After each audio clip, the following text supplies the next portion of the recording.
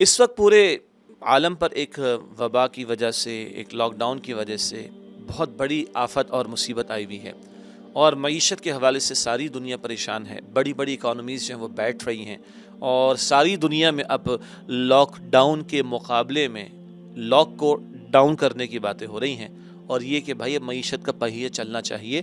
ہزاروں لوگ کیا بلکہ کروڑوں لوگ بے روزگار ہوتے ہوئے نظر آ رہے ہیں، اور اس تناظر میں حکومتیں اپنی اپنی اسٹریٹجیز کو اختیار کر رہی ہیں۔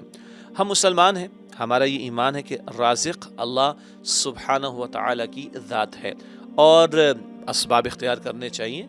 ہم مشہور حدیث ہے، رسول پاک صلی اللہ علیہ وسلم نے فرمایا اونٹ باندھو اور پھر اللہ سبحانہ و تعالیٰ پر توکل کرو۔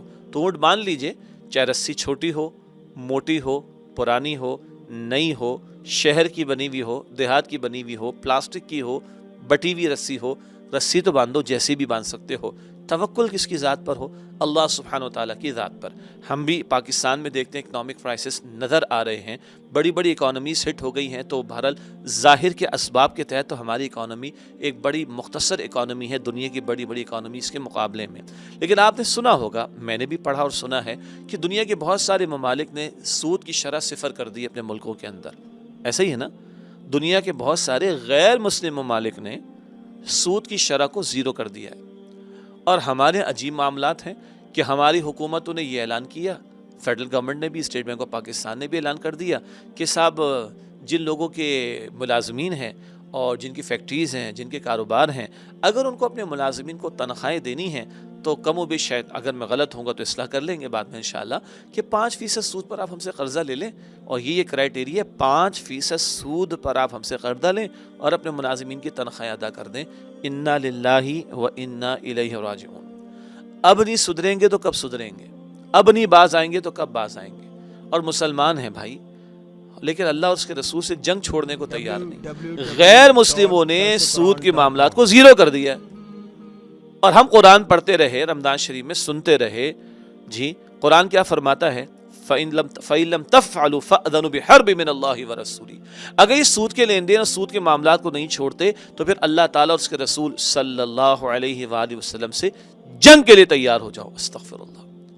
اللہ اور اللہ کے رسول سے جنگ کی حالت میں ہوں گے، مجھے معاف فرمائیے گا، دودھ کی نہریں بہیں گی ہمارے یہاں، ہمارے مسائل حل ہوں گے اور الجھ جائیں گے۔ تو یہ تو بہترین موقع ہے، دل بھی نرم ہونے چاہیے، رجوع اللہ کا معاملہ بھی ہونا چاہیے۔ ساری دنیا چلو، جن کو تم سمجھتے ہو کہ رول ماڈل ہیں، جن کی اکانومیز بہت اچھی، بھائی وہ سود کو زیرو پر لے کر آ گئے۔ ہمارا تو پہلا فرض ہے، حق نہیں، ہمارا تو پہلا فرض ہے کہ ہم آگے بڑھ کر سود کے خاتمے کا اعلان کر دیں۔ اور سنیے گا، وہ مشرکین مکہ کہتے تھے یہ 360 بت ہم نے رکھے ہوئے ہیں، اگر یہ ہٹا کر ایک اللہ کو ماننے پر آ جائیں گے ہماری اکانومی کا بٹا بیٹھ جائے گا۔ سبحان اللہ۔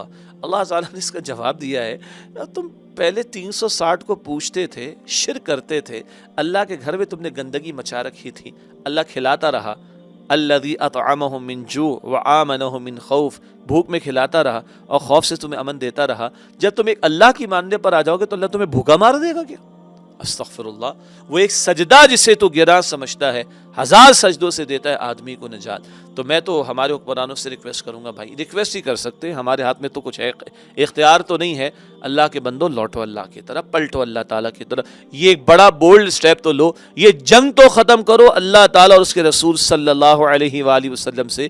جب حالت جنگ سے نکلو گے تو امن میسر آئے گا، عافیت میسر آئے گی، سہولت میسر آئے گی، آسانی میسر آئے گی، راحت میسر آئے گی، برکتیں بھی اللہ تعالیٰ ہمیں عطا فرمائے گا۔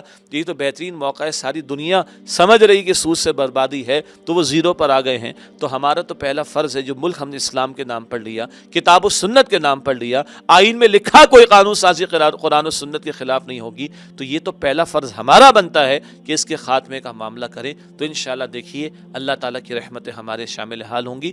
اللہ پورے عالم کو امن، سلامتی، عافیت عطا فرمائے۔ اللہ ہم سب کے لیے آسانی کا، عافیت کا معاملہ فرمائے۔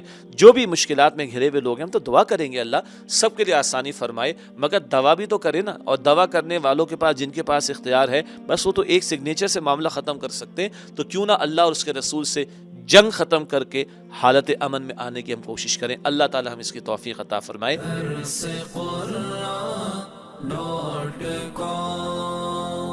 www.darsequran.com